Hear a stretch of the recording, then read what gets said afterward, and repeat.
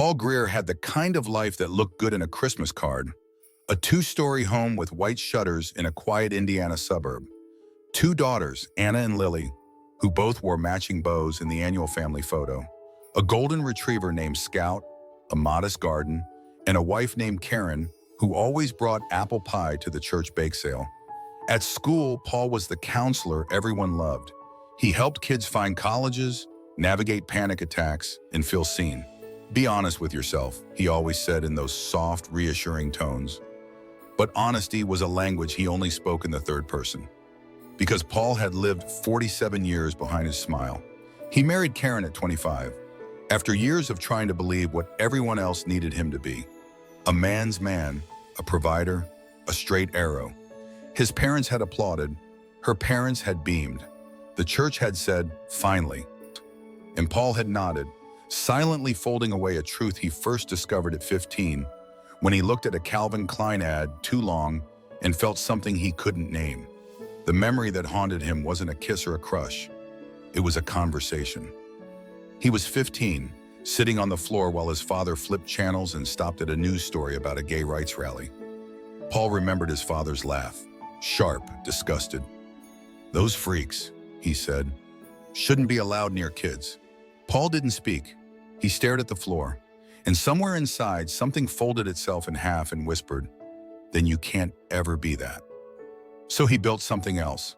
20 years of marriage, PTA meetings, backyard barbecues with polite neighbors, a family that praised how normal they were. But inside, Paul knew there were two doors to his life. One the world walked through, with smiles and casseroles and Father's Day cards. And one that stayed locked, a door he only approached late at night, after the dishwasher stopped humming and the house was still. By 47, the silence was louder than any scream. Karen knew. Maybe not the exact words, but she knew the touch that didn't linger, the distance in his eyes, the way he avoided mirrors. She never asked. He never offered. Then came the divorce. Quiet, cordial, no fights, no affairs, just paperwork and unspoken grief. "We both deserve a life that feels like home," she'd said. And Paul, for the first time, wondered if maybe, just maybe, he could try to find his. He moved into a one-bedroom apartment 5 miles from the old house. It had peeling paint and terrible lighting. But it had something else too, a mirror he could finally look into without lying. In a drawer by his bedside, Paul kept a letter. Not to his daughters, not to his ex-wife. To himself, it read simply, "I am gay, I am not broken. I am still their father." And he read it every night before bed like a prayer. Has someone ever made you feel like living your truth would cost you your family? Stay with us. This story is just beginning. Like, share, and subscribe to Heart Stories, where silence ends and healing begins. The morning after the movers came, Paul stood in his new apartment and just stood. Boxes leaned like tired shoulders against the walls. There was no welcome mat, no framed family photo above the mantel. Just a silence that felt different now. Not threatening, not cold, just honest. For the first time in his life, Paul felt the weight of his own name. Not Mr. Greer, not Karen's husband, just Paul. And he wasn't sure if he liked it yet. The divorce itself had been uneventful. The girls stayed with Karen. No battles over property or blame. They called it mutual, but it was mutual the way slow erosion is mutual. Years of barely there cracks until one day everything gave. Karen didn't scream. She didn't ask if there was someone else.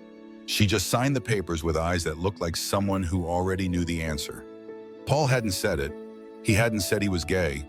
He'd whispered it only in journals. In therapy sessions cut short when the truth started knocking too loudly. In Google searches late at night, coming out later in life. How to tell your children you're gay. Can you be gay and still be a good dad? Now alone in a one-bedroom unit with a crooked curtain rod and a plant he didn't know how to take care of, Paul opened a new notebook. On the first page he wrote, "I lied for 47 years. That doesn't make me a liar, it makes me scared, but I'm tired of being scared." He practiced, in the mirror, in the car, while washing dishes. "I'm gay." At first it came out like a cough, like something his throat was trying to reject. Then softer, calmer. With time it began to feel like truth rather than treason. The hardest part wasn't coming out to himself. It was coming out to the two people who mattered most, Anna and Lily, his daughters. They were 19 and 17 now, bright, opinionated, thoughtful. He knew they loved him. But love, he'd learned, sometimes wore the same face as confusion. And sometimes confusion turned into distance faster than any fight. He rehearsed a dozen ways to tell them. A dinner, a walk in the park, a birthday card with a secret folded inside. He even drafted a letter, long, careful, a blend of apology and hope. It ended with, "I'm still your dad, I always will be. I just hope you'll love all of me, not just the part you expected." But he hadn't sent it, not yet. Every time he reached for the envelope, something in his gut twisted. What if they cried? What if they said nothing? What if they never called again? One night, Paul found himself scrolling through photos on his old phone. Images from family trips, school plays, Christmas mornings, all smiles, all roles, all choreographed. But then he found one, a blurry shot Karen had taken from behind when he wasn't looking. He was holding Lily's tiny hand in one and Anna's backpack in the other. The girls looked up at something, but Paul was looking down at them, his face soft, real. That's the father I want them to know, he thought. Not the one who pretended, the one who loved them enough to stop pretending. He called Karen. "I need to tell the girls something important," he said. She was quiet on the other end. Then, "Is it what I think it is?" "I don't know what you think, but yes, I'm ready to tell them I'm gay." Another pause, longer this time. "You should tell them soon," she said. Paul exhaled. "I will. This weekend." But he didn't know that by the time he would speak, someone else already had. And it wasn't him, not this time. Saturday arrived with a soft gray light slipping through the curtains of Paul's small apartment. He had barely slept. The speech he'd rehearsed all week now lived on 3 pages folded neatly into his back pocket, inked in his smallest, most careful handwriting. He checked his watch. 8:43 a.m. The girls weren't due at the diner until 10, but Paul was already dressed, jacket buttoned, collar straight. His coffee sat cold on the counter. He hadn't taken a sip. It wasn't fear exactly. Not anymore. It was anticipation laced with heartbreak. The quiet kind that didn't scream but hummed beneath his skin. He looked in the mirror one last time, adjusted his glasses, and practiced the opening line for what felt like the 100th time.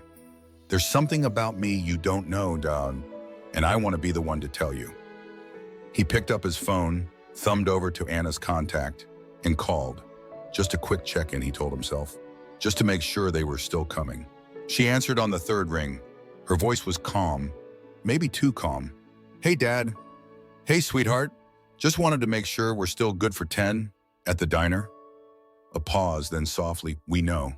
Paul froze. "Oh, you know?" "Mom told us last night." The words landed like a stone in his chest, sinking deep. Paul leaned against the kitchen counter, his breath suddenly short. "She told you?" "Yeah," Anna said.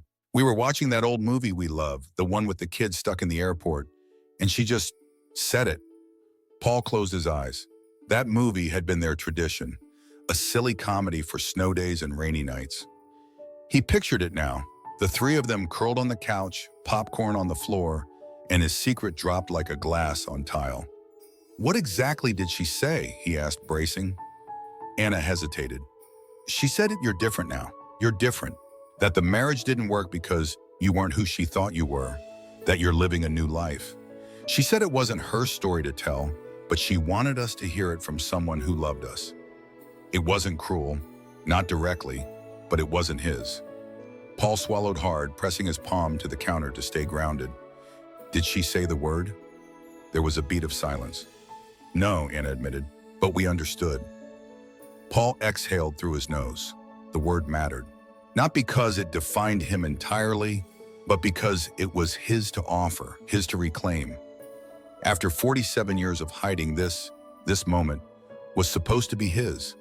Not delivered secondhand, folded into a metaphor, softened to spare someone else's image. "Dad," Anna added gently, "Lily's upset. Not about you, about not hearing it from you." "She won't even answer my texts," Paul murmured. "She needs time." "I was going to tell you today," he said quietly, barely more than a whisper. I wanted you to hear it in my voice. I know, Anna said. I believe you. The diner felt miles away now. Paul stood in the quiet of his apartment and stared at the 3 pages still folded in his pocket. The words he'd labored over, erased, rewritten, cried into, now felt like an unopened gift left in the rain. After they hung up, he sat on the edge of his bed and reread every word. He imagined their faces, Lily's brow furrowed, arms crossed, Anna's eyes soft but distant. Would they have smiled, asked questions, hugged him? He'd never know. Not now. Later that day, Paul sat alone at a window seat in the diner. Their booth, their tradition. He ordered 2 hot chocolates anyway. One with extra whipped cream, just how Lily liked it. He waited an hour, then 2. Neither of them came. The waitress asked if he wanted a to-go cup for the second hot chocolate. He shook his head. Leave it, he said. She might still show up. She didn't. At home that evening, he unpacked the girls' old snow globes from a box he'd been avoiding. Each one marked a year: San Francisco, Yellowstone, Niagara Falls. He lined them on the windowsill, one by one, until the glass caught the fading light. He didn't cry. Not this time. But a part of him dimmed, like the room around him. The closet he had once lived in was gone, replaced now by a limbo even lonelier. Not hidden, but not yet held, and that was almost harder. Paul stopped keeping track of how many days had passed since that call. But silence has its own way of measuring time. He could feel it stretch across the mornings, in the space where Lily's texts used to land, in the empty inbox where Anna's voice memos once lived. The silence was not loud, it was just heavy. He didn't blame them, not exactly, but it ached. He tried to keep his life moving. Wake up, make tea, grade assignments. Smile in the hallways of the school where he'd worked for over 15 years. But something had changed, and not just with the girls. It started with whispers, a passing glance in the break room, a brief, awkward conversation that stopped mid-sentence when he walked in. Then came the meeting. It was a Thursday morning. The principal, Mr. Leahy, called Paul into his office. There's been some concern raised, Leahy said, fingers laced, tone measured. About boundaries, about professionalism. Paul blinked. Concern from whom? Leahy hesitated. A few parents. Apparently someone found an old social media post, something you shared a few years ago about LGBTQ plus mental health. Some people are wondering if it signals bias. Paul stared at him. Bias? Leahy shrugged. It's nothing formal, just a climate shift. You know how these things go. Paul nodded slowly. Oh, he knew. A gay man working in a high school with kids. It didn't matter that he had never once crossed a line, had never even brought up his personal life in the classroom. All it took was the word getting out. All it took was visibility. He left the office with his stomach clenched, ears burning, and for the first time in years, he considered quitting. That night, he sat on his balcony with a glass of wine and stared at the quiet sky. It wasn't even about coming out anymore. It was about control. His story, his reputation, his relationships, all of it had been taken and twisted into something he no longer recognized. He felt old, not because of age, but because of the weight. That's when Julian showed up. Julian with his crisp linen shirt, peppered beard, and the kind of calm you don't earn without first walking through fire. They'd met at a community mixer 2 weeks earlier, shared a short, thoughtful conversation about books, both pretending not to notice how long their eye contact held. Now he appeared on Paul's doorstep with 2 things, a smile and homemade cinnamon scones. I had a feeling you needed something warm, Julian said, stepping inside. They sat in the kitchen, the smell of sugar and cloves filling the space between them. Paul broke first. I think I've lost them, he said, my daughters. Julian didn't speak right away. He poured tea, waited, then finally said, you didn't lose them. You were just no longer the version of you they were raised to expect. Paul stared into his cup. I came out at 51, Julian continued. Lost half my friends. My sister stopped talking to me for a year. And I still believe it was the best thing I ever did, because I stopped pretending I was someone they could safely admire. Paul looked up. You think it's worth it? Even when you lose everything? Julian smiled gently, especially then. Later that night, Paul opened his email to find a message from a student. Micah, quiet, artistic, constantly late to first period. Subject line, thank you. The message read, Mr. Greer, I heard what happened, and I just want you to know, you're the first adult I've ever seen who didn't flinch when I said I like boys. The others all changed the subject. You didn't. You just smiled and said, that's okay. That moment saved me. Please don't leave. Paul read it twice. Then again, he didn't cry.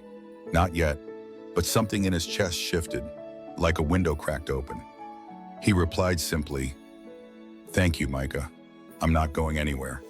When he turned off his laptop, the silence around him didn't feel quite so heavy. It wasn't gone, but it had changed. The war hadn't ended. The distance between him and his daughters hadn't closed. The world hadn't suddenly become kinder, but he had chosen to stay. And that finally was something only he could decide.